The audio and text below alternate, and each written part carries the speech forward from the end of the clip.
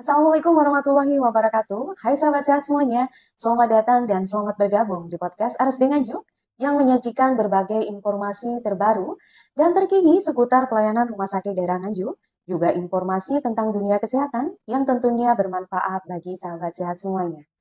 Sahabat sehat, di era modern seperti saat ini, pasti banyak ayah dan bunda di luar sana yang sudah mulai memikirkan untuk nutrisi bagi anak-anak mereka.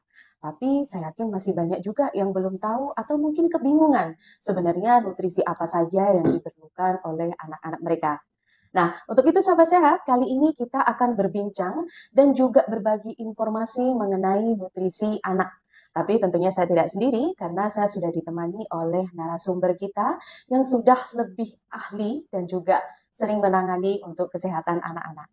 Beliau adalah Dr. Susilo Pambudi, SPA, selaku dokter spesialis anak di Rumah Sakit Daerah Nganjuk ini.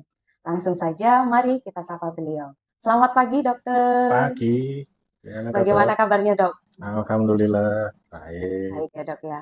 Ini kesibukannya apa ini, dok? Ini maaf mengganggu sebentar ini ya, dok ya. Kesibukan sebagai DPJP di Rumah Sakit Nganjuk. Saat ini juga ada program pendidikan yang masih saya jalan. Berarti ini tadi menyempatkan ya, dok ya, untuk hadir di podcast ini. Ya, demi RSUD Nganjuk. Asik. Ya, dok, ini kan akhir-akhir ini ada berita gitu, dok, yang kalau anak balita dikasih itu, dok, susu kental manis itu, dok ya. Mm-mm. Ya, mungkin itu juga karena ketidaktahuan atau mungkin orangnya masih mengira kalau anak boleh dikasih sembarang, yang penting susu gitu, dok ya.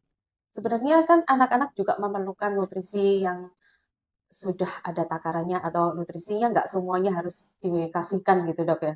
Kalau untuk nutrisi sendiri sebenarnya seperti apa sih, dok, yang diperlukan untuk anak usia bayi atau 0 sampai 1 tahun mungkin, dok? Ya, mm, benar sekali bahwa nutrisi pada tahapan atau pada anak itu pada tahap-tahap usia yang berbeda itu juga menuntut nutrisi yang berbeda. Kalau misalnya secara umum kita bisa bagi misal dari periode usia 0 sampai usia 6 bulan, di mana anak-anak itu hanya bisa menerima asupan nutrisi dalam bentuk nutrisi cair. Seperti ASI gitu deh. Iya, betul sekali. Jadi pemberian ASI pada usia 0 sampai 6 bulan itu sudah terbukti dari banyak penelitian memang manfaatnya sangat banyak dan memang asupan nutrisi terbaik untuk bayi di usia 0 sampai 6 bulan adalah ASI. Sehingga memang rumah sakit kita pun juga mempromosikan untuk penggunaan ASI dan menekankan ASI eksklusif pada bayi-bayi yang dilahirkan di RSUD Nganjuk. Dari mulai program misalnya inisiasi menyusui dini, kami juga lakukan. Kemudian misalnya konseling ASI kami kerjakan di ruang bayi, di ruang neonatus, di ruang rawat gabung. Kemudian juga kadang kami lakukan juga di poli, misalnya pasien pos rawat inap. Kemudian kontrol. Pemberian ASI juga menjadi salah satu hal yang kami evaluasi, karena memang pentingnya nutrisi di fase awal kehidupan itu akan menjadi pondasi bagi perkembangan dan pertumbuhan anak pada fase-fase lanjutannya. Kemudian masuk misalnya pada periode usia 6 sampai 12 bulan, di mana anak sudah bisa diberikan nutrisi padat. Akan tetapi, nutrisi padat ini harus dengan konsistensi yang sesuai usia. Misalnya pada awal-awal kita memberi makanan padat, makanan atau konsistensinya diusahakan dalam bentuk saring. Secara ukuran memang masih sangat lembut. Hal-hal ini sebenarnya bisa ibu atau orang tua bisa pelajari di buku KIA yang dipunyai. Setiap ibu hamil kan pasti diberikan Iya, KIA. yang pink itu ya, dok Ya, ya. buku KIA ini kan memang ada dua sisi. Satu sisi untuk perawatan ibu, pantauan kehamilan, kemudian juga dilanjutkan untuk pantauan anak. Nah, di buku ini ada petunjuk-petunjuk bagaimana menyiapkan makanan bayi sesuai usianya. Sayangnya, buku ini seringkali tidak dibaca sama ibu-ibu. Iya, termasuk saya dulu, dok. Ya, ibu hamil ini suka hamil tapi tidak suka membaca. Buku bayi kan hanya isinya catatan timbangan bayi. Enggak. Iya, saya juga melihatnya cuma timbangan bayi. Iya, hanya itu yang dilihat. Di sana di buku KIA yang untuk anak itu, selain untuk pantauan pertumbuhan, berat badan, panjang badan, lingkar kepala, itu juga ada tentang pola asuh, kemudian juga tahapan-tahapan perkembangan anak pada usia 0 sampai 3, karena itu harusnya bisa apa, dan fase-fase lanjutannya. Dan di situ juga ada bagaimana memberikan stimulasi pada anak untuk tahapan perkembangannya. Dan yang tadi saya sampaikan, di buku ini juga ada isi tentang panduan nutrisi, dan itu bisa diikuti. Bagaimana menyiapkannya, jenis makanan apa saja yang harus diberikan, di sana ada semua. Kalau misalnya ibu merasa bahwa info ini masih dianggap kurang cukup, tidak apa-apa, silahkan datang pada poli anak, atau nanti bisa saja kami arahkan ke poli gizi, jadi bisa melakukan konsultasi untuk nutrisi. Dari Iya. fase 12 bulan sampai 24 bulan, di fase ini sebenarnya anak sudah bisa diberikan nutrisi seperti menu yang dinikmati keluarga. Sudah tidak harus pembedaan, secara konsistensi juga bisa seperti orang tua. Jenis masakan juga lebih beragam. Yang saya amati, pola pemberian nutrisi ini perpindahan dari nutrisi cair selepas usia 6 bulan sampai misalnya 6 sampai 24 bulan.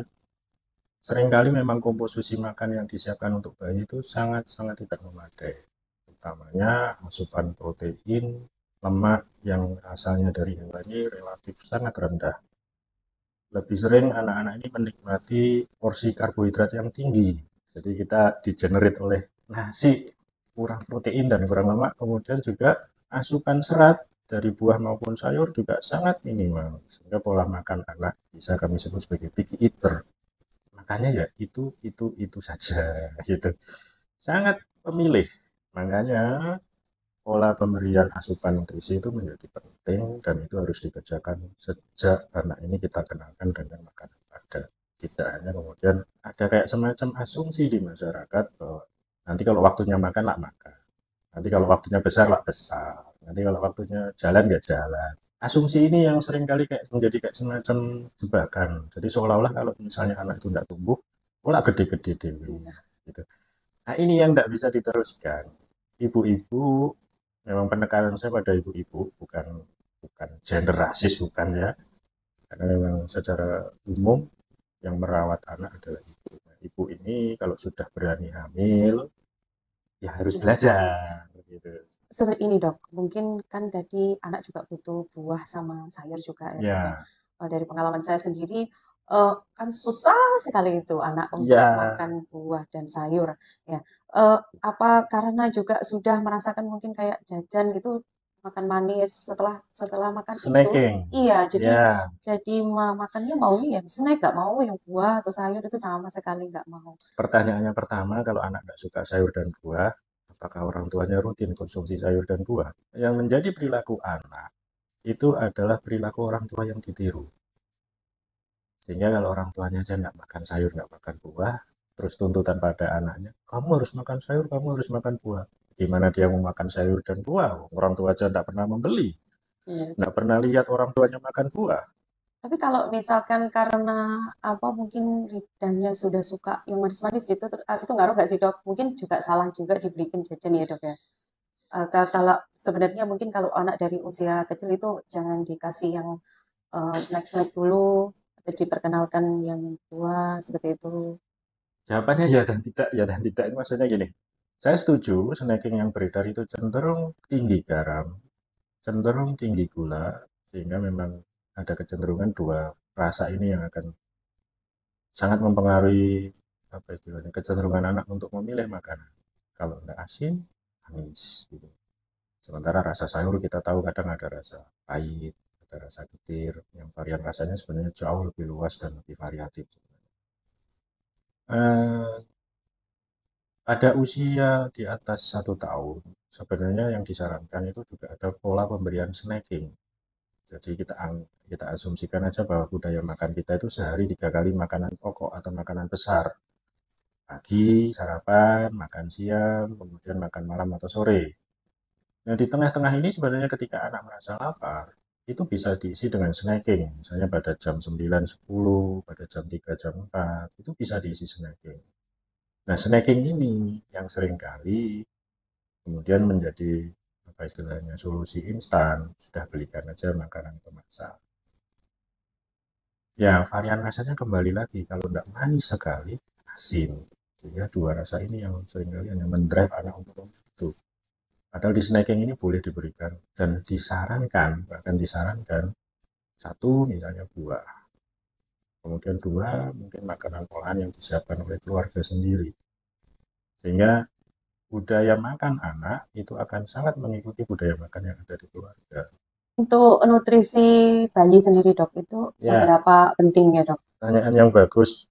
Mungkin sudah sering kita mendengar tentang 1000 hari, kemudian yang juga banyak beredar itu stunting. Kayak misalnya stunting, pemberian nutrisi utamanya ASI, ASI eksklusif utamanya 0 sampai 6 bulan, sangat cukup, sangat memadai untuk menunjang kebutuhan nutrisi bayi.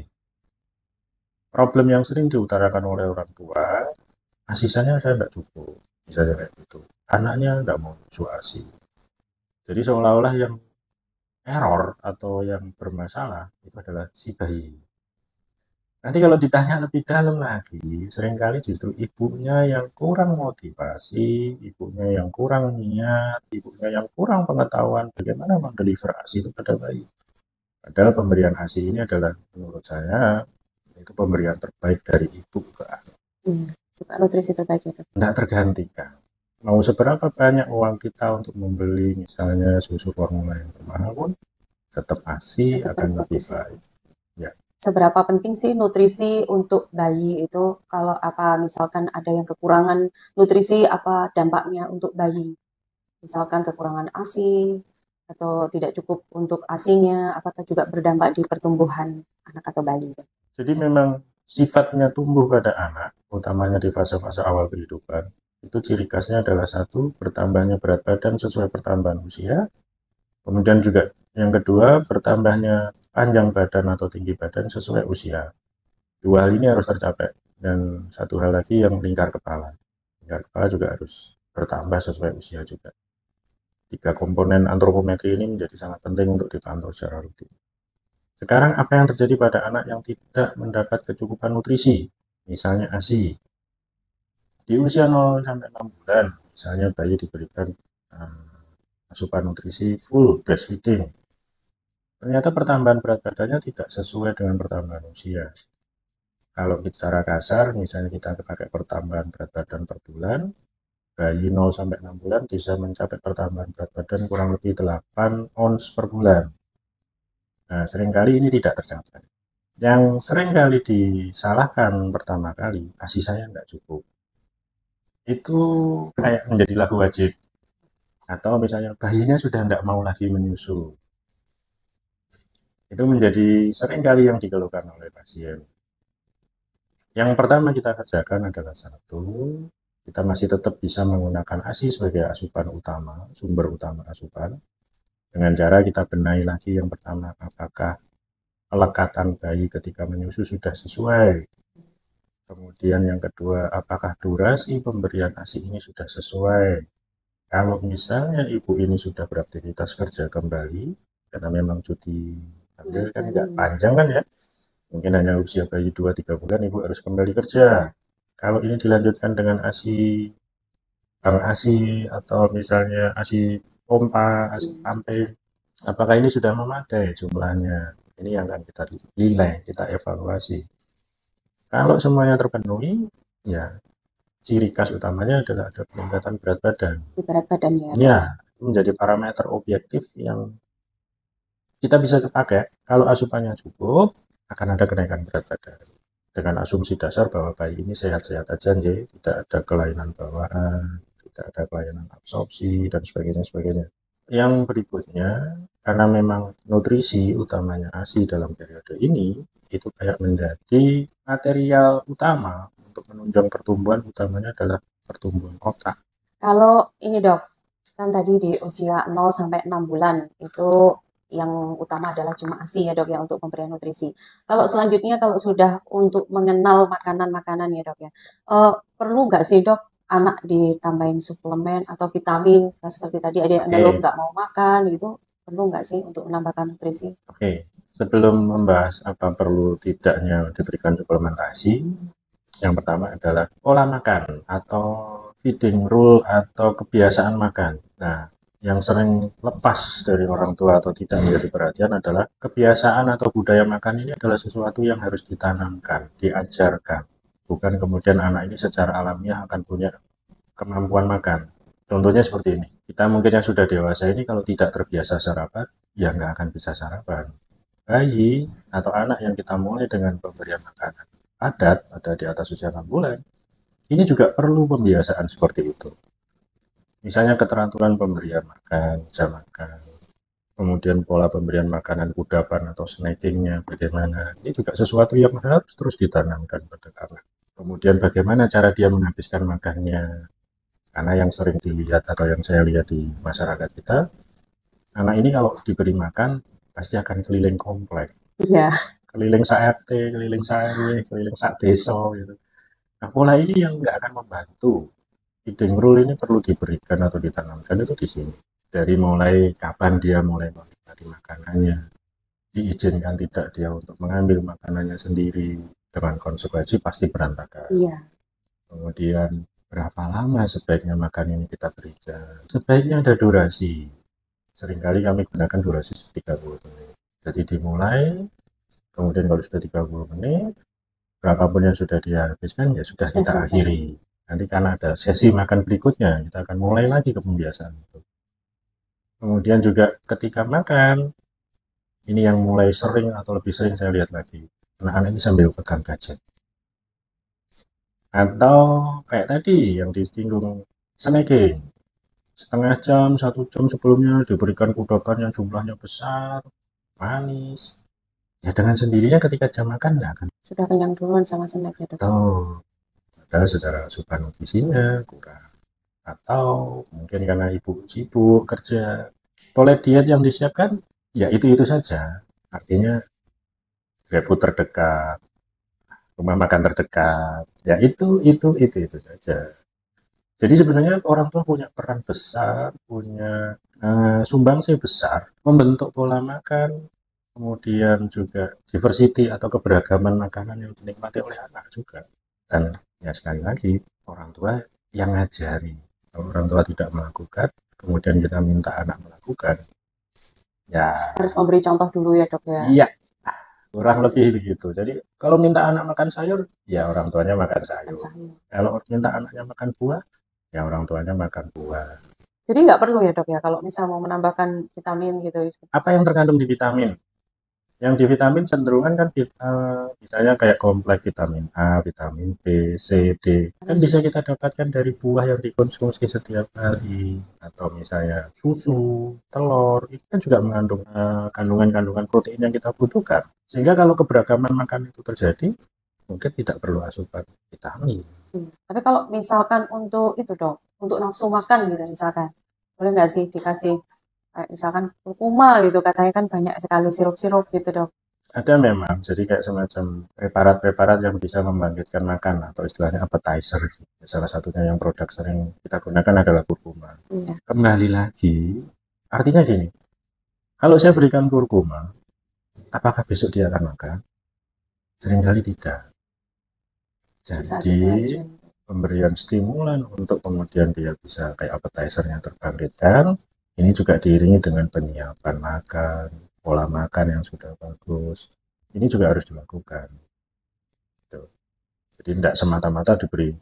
Jadi kalau misalnya anak saya kurus, kalau saya beri kurkuma apa bisa gendut? Ya nggak akan, karena kurkuma bukan meningkatkan berat badan, hanya mengappetizer, hanya membangkitkan selera makan aja.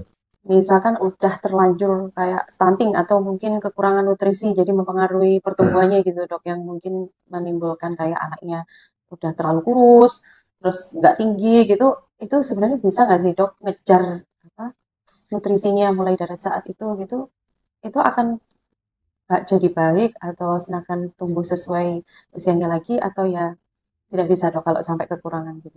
Jadi kalau kita bicara stunting, stunting sendiri ketika kita temukan pada anak atau pada pasien, itu sebenarnya sudah kondisi dalam tanda kutip terlambat. Sudah terlambat.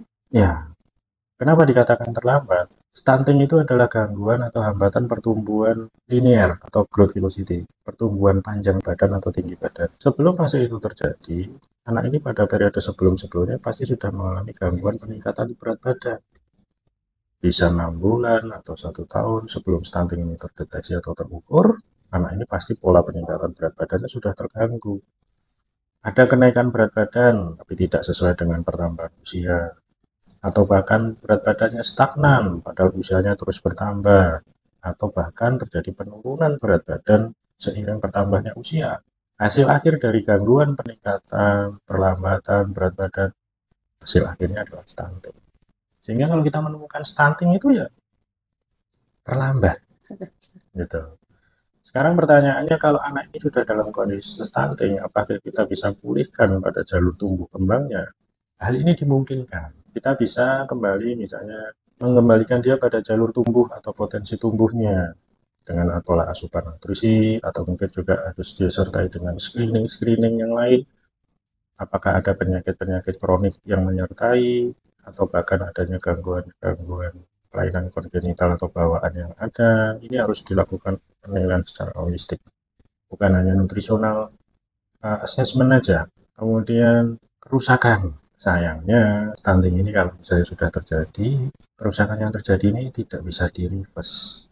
Yang paling sering dibahas adalah tingkat atau kemampuan intelijensi, tidak bisa kita kembalikan. Kalau misalkan kekurangan nutrisi sendiri dok, apa juga akan menimbulkan banyak penyakit ya dok pada anak itu? Tentu saja, karena gizi buruk akan membuat anak itu mudah terpapar infeksi, kemudian juga seringkali istilahnya gampang sakit, karena memang imunitas pada anak-anak dengan gizi buruk memang juga terganggu.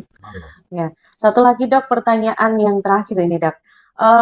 Kita gimana sih dok ngasih porsi makanan agar sesuai nutrisinya tercukupi dalam satu hari? Misalkan kita tuh harus ngasih telur atau ayam itu dalam satu hari, setiap makanannya harus ada apa-apa gitu. Gimana ya dok ya?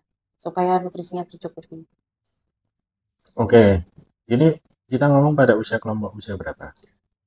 Yang di bawah 5 tahun deh dok. Kita bagi segmentasi aja ya. Oh iya. Misalnya 0 sampai 6, artinya dietnya hanya diet cair. Kalau ASI bagaimana pemberian? Pemberian ASI adalah on demand. Artinya setiap bayi atau anak minta, sebaiknya diberikan. Jadi memang ibu yang menyusui full breastfeeding, full ASI eksklusif, memang harus siap setiap saat memberikan ASInya. Kalaupun tidak, ya tadi dengan bank ASI yang memang sudah ada tabungannya cukup banyak. Ya, nanti bagaimana menyimpan dan bagaimana menghangatkan kembali ASI yang sudah tersimpan, yang memang sebaiknya dipelajari juga. Prinsipnya adalah on demand. Atau kalau kita gunakan satuan kalori, misalnya kita gunakan formula sebagai sumber asupan nutrisi atau ajuvan misalnya sebagai tambahan nutrisi, jadi mempertimbangkan berat badan. Semakin bertambah berat badan, semakin bertambah usia, berarti kebutuhan nutrisi juga meningkat. Kalau dikonversi jadi susu misalnya, semuanya formula, ya kurang lebih sekitar 600 sampai 700 cc per hari. Kalau ASI bagaimana? Karena prinsipnya adalah on demand, ya berikan aja. Dan kecenderungan ASInya memang berlebih. Dalam artian itu lebih banyak yang diambil oleh bayi dibanding kebutuhannya. Makanya ciri khas ASI eksklusif, anak itu pertambahan berat badannya sangat pesat. 0 sampai 6 bulan bisa 1 sampai 1,2 kilo per bulan. Makanya bayi-bayi dengan ASI eksklusif mudah kita kenali, anaknya pasti gembul sekali. Kemudian untuk fase lanjutan, misalnya di usia 6 sampai 12 bulan, dengan catatan ASI masih terus diberikan. Berapa banyak dari makanan padat ini yang kita berikan? Kalau secara hitungan kalori mungkin kisaran sekitar 30 sampai 40%. Nanti bertambah usia, komposisi makanan padat juga mengambil porsi prosentase yang lebih besar. Di periode di atas usia 1 tahun, di mana memang makanan padat itu bisa memenuhi 100% kebutuhan kita, komposisinya bisa mengambil 80 sampai 90% dari kebutuhan kalori yang berharian. Apakah ASI masih bisa dilanjut? Sangat disarankan dilanjut dulu. Jadi memang pemenuhan ini apa istilahnya akan mencapai tujuannya. Tujuannya jelas, kenaikan berat badan itu kalau pemenuhan kalori itu tercukupi. Mikronutrien itu menjadi bagian yang memang harus kita suplementasi. Tapi setidaknya kalau sudah konsumsi protein hewani cukup, atau mungkin ada susu, mungkin mineral-mineral esensialnya sudah terpenuhi. Ya, kemudian kita tambahkan vitamin yang misalnya dari sayur, dari buah, karena sayur buah ini kita butuhkan juga sebagai sumber serat, karena serat harus ada di makanan kita. Ya, mohon maaf nih dok.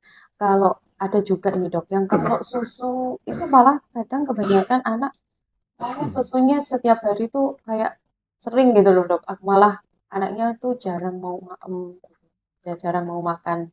Itu sebenarnya kira-kira susu yang bisa diberikan itu boleh atau boleh diberikan ya dok ya? Itu Usia berapa dulu? Kembali usia usia. 3 tahun misalkan dok. Oke, Mohon 3 maaf, tahun. saya tulis pertanyaan dari saya. Konsultasi pribadi. Iya, anak teman juga gitu dok. Kalau misalkan susunya lebih kebanyakan. Oke. Evaluasi yang pertama kita lakukan adalah bagaimana pola pemberian makanan padatnya dulu. Ini pasti tidak tercapai. Anak mungkin cenderung tidak mau ngunyah, tidak menelan, makan berlama-lama. Ini mungkin yang sering dikeluhkan oleh keluarga atau ibu pasien. Atau konsumsi dalam makanan padat ini dalam jumlah yang sangat kecil, sedikit sekali porsinya.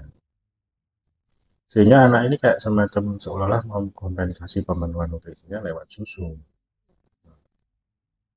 Apakah ini memadai? Pertanyaannya mesti begitu. Ya kita lihat progres kenaikan berat badannya. Bagaimana kalau ini hanya dengan makanan cair? Sebenarnya ya, secara teori dimungkinkan. Tapi apakah secara ekonomi memungkinkan? Berarti harus menyiapkan budget yang sangat besar kalau semuanya dikonversi dalam susu. Solusi yang saya sarankan kembali pola pemberian makanan padat ini kayak di reintroduce, diperkenalkan lagi, polanya ditata lagi, kebiasaan makan di jam-jam yang rutin, snacking di sela-sela makanan utama, kemudian makanan padat ini tadi yang penting.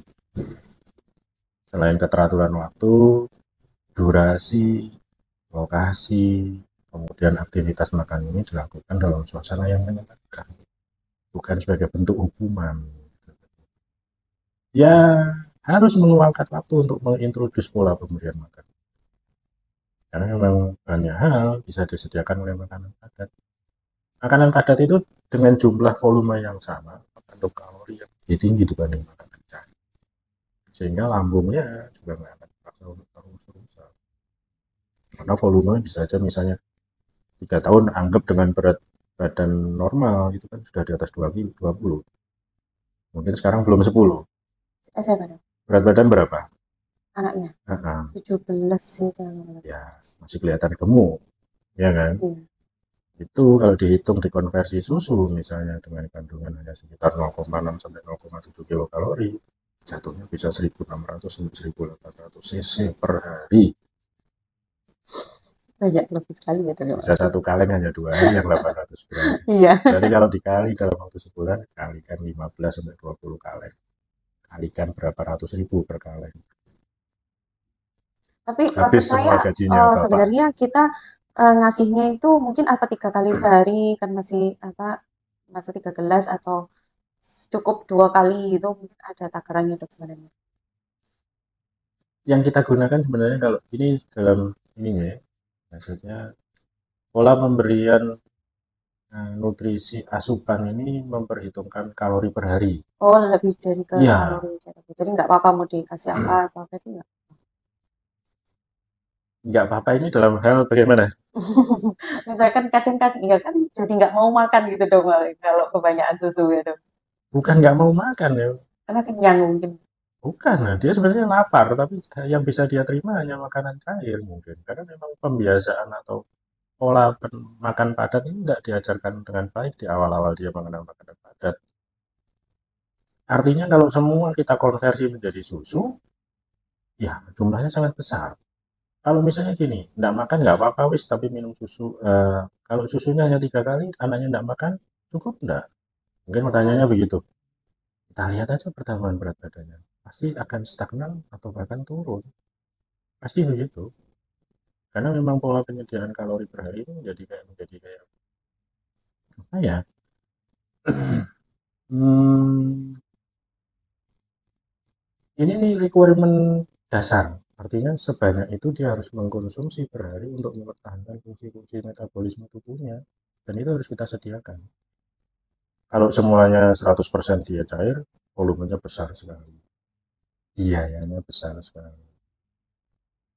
Mau nggak mau pilihannya adalah kembali membuat makanan padat ini lebih dominan, apalagi seharusnya sudah di atas 2 tahun.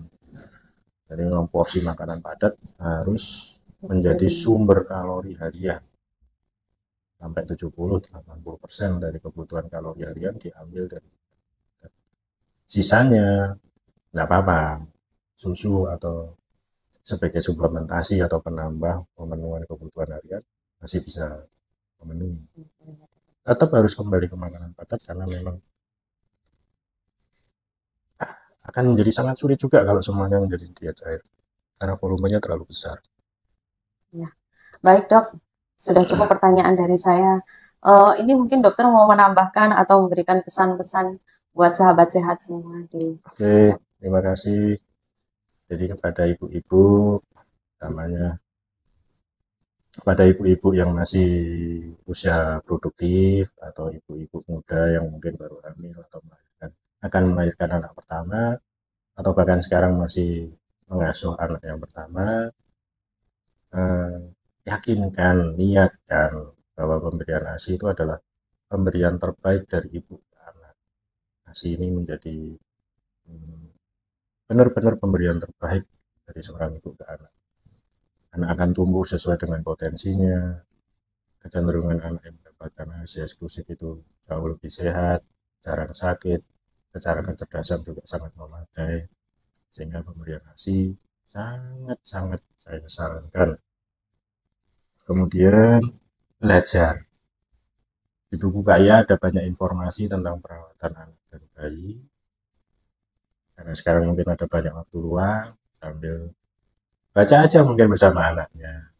Kayak jadi cerita tidur anaknya, sambil ibu belajar tentang KIA. Di sana ada informasi bagaimana memberikan pola asupan makanan pada anak. Di sana juga ada evaluasi tahap perkembangan anak. Kemudian yang tidak kalah penting adalah kunjungan posyandu rutin dan pemberian imunisasi sesuai usianya juga sebaiknya dilakukan. Kemudian kalau misalnya anak mengalami masalah nutrisi, segera konsultasi pada dokter atau bisa berkunjung pada PKM atau pada RS untuk mendapatkan tata laksana atau edukasi yang lebih baik untuk menyiapkan nutrisi anak. Itu yang saya tekankan lagi, pemberian makanan padat atau pola makan itu adalah budaya.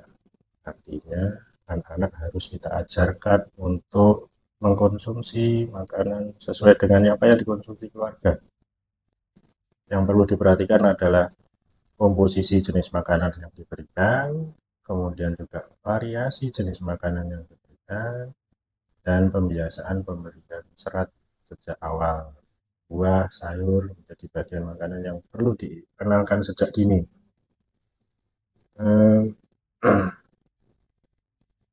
Dan pantauan tumbuh kembang, saya sarankan tetap dikerjakan sampai anak usia 5 tahun sesuai yang ada di buku Kaya. Mungkin itu yang bisa saya sampaikan. Baik sahabat sehat semuanya, sudah cukup informasi dari kita, semoga bermanfaat dan untuk sahabat sehat semuanya. Kalau ada pertanyaan atau mungkin mau menambahkan informasi seputar podcast kita kali ini, silakan tambahkan di kolom komentar ya. Akhir kata saya ucapkan terima kasih, sampai jumpa lagi di podcast-podcast berikutnya. Assalamualaikum warahmatullahi wabarakatuh. RSD Nganjuk, yes I care.